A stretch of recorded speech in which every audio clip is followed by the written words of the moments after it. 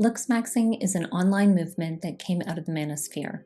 It focuses on improving your appearance, sometimes in extreme ways, like hitting your face with a hammer or injecting yourself with Botox.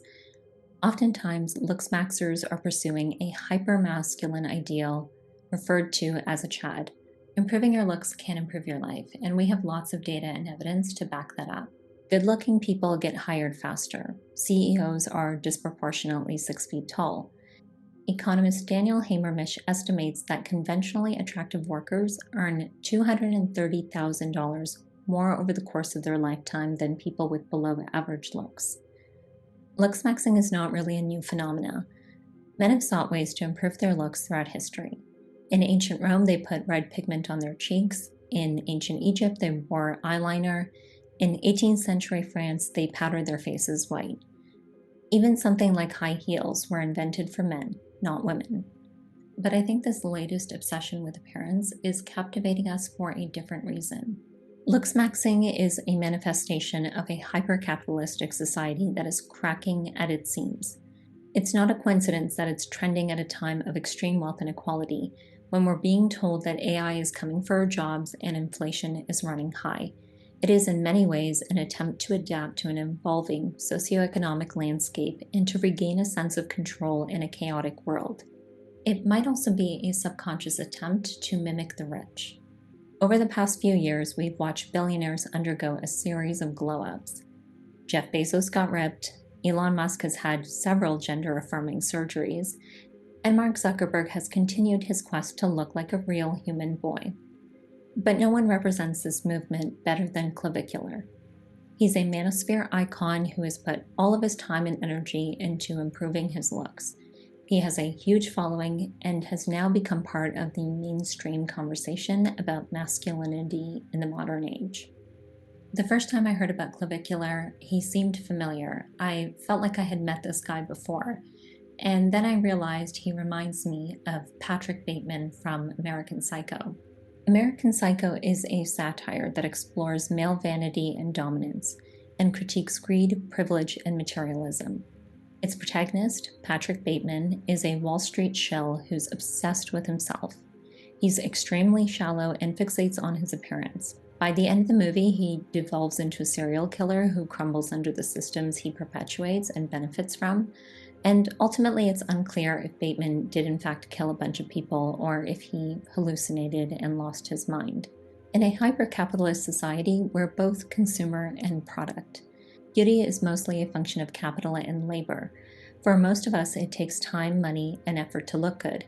And that investment can range from watching YouTube videos that teach you a makeup technique to getting plastic surgery. And thanks to social media, we've seen a normalization of extremes. Ultimately, Bateman is the embodiment of capitalism gone wrong, and so is Clavicular. Both Clavicular and Bateman have an obsession with physical perfection. There's an emptiness beneath the surface. They both benefit from a privilege that allows them to go as far as committing acts of violence without repercussion. Oh my Start driving with this guy. Drive. Help. Oh my fuck. You probably just ran him over. The director of American Psycho intended for Patrick Bateman to be a complete idiot. You're supposed to laugh at him. But he comes off cool and aspirational to a lot of people. He's become an icon for finance bros, and Clavicular is kind of like that figure for looksmaxxers and incels. The parallels go further when you think about how the ideas and language of looksmaxxing reflect that of finance and capitalism. There's a lot of similarities to the world of American Psycho. What would you say about examples of ugly dudes with smoking hot girls?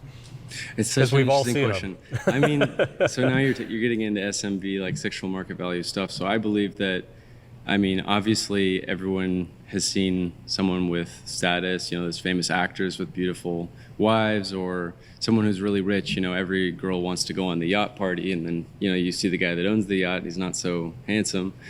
So I would say that between these three things, your looks, how wealthy you are, what your status is, whether you're well known, within the balance of those three traits, you'll get to a certain point where you're acceptable to. He presents himself as this harmless old codger, but inside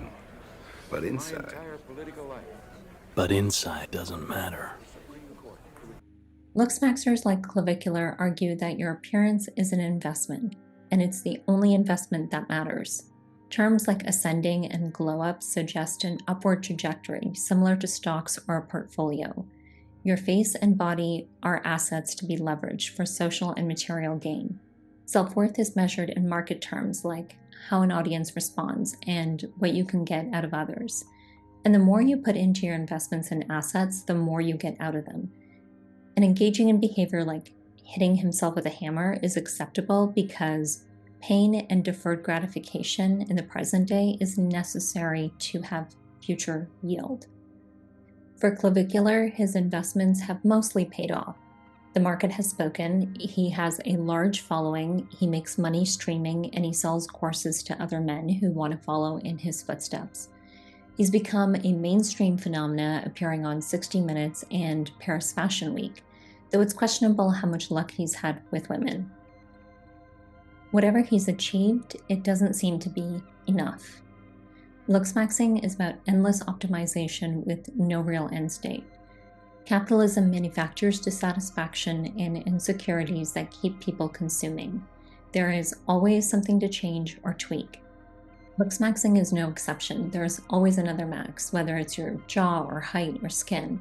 So the goalpost never stops moving, which keeps followers buying courses or supplements and procedures and handing over their hard-earned money and attention. And it'll never end. It can't because we all age. And there's no preventing that process. The best you can do is spend even more money, time, and effort to cling to youth as you get older. And there are no guarantees that something won't go wrong.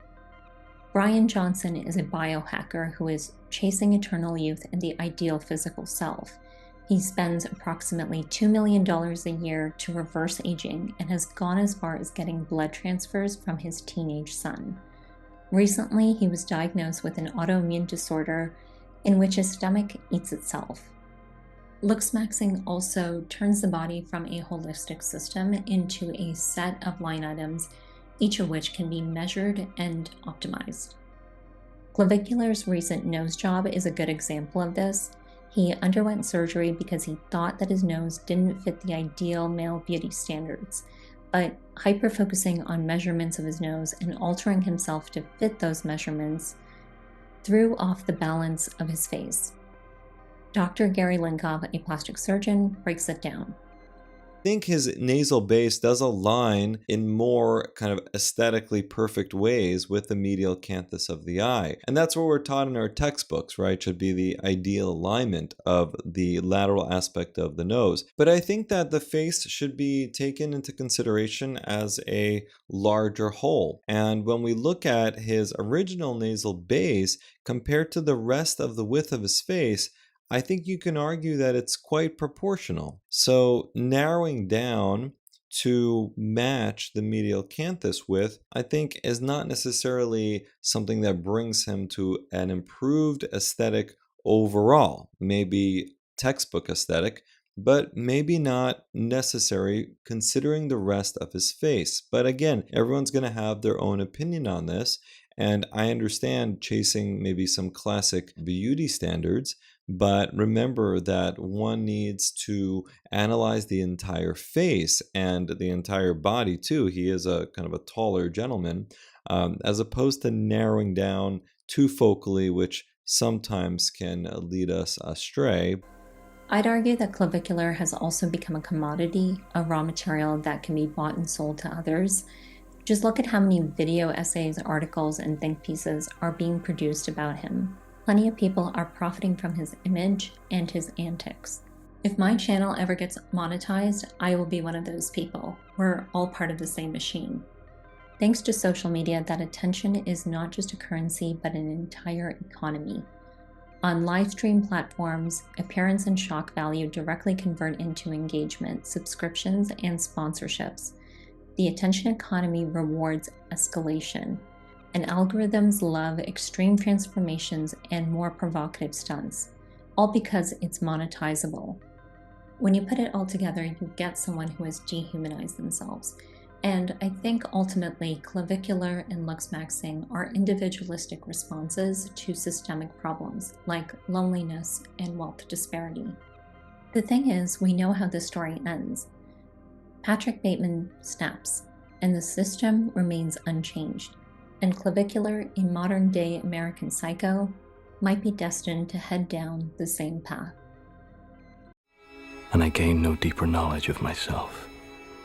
No new knowledge can be extracted from my telling. This confession has meant nothing.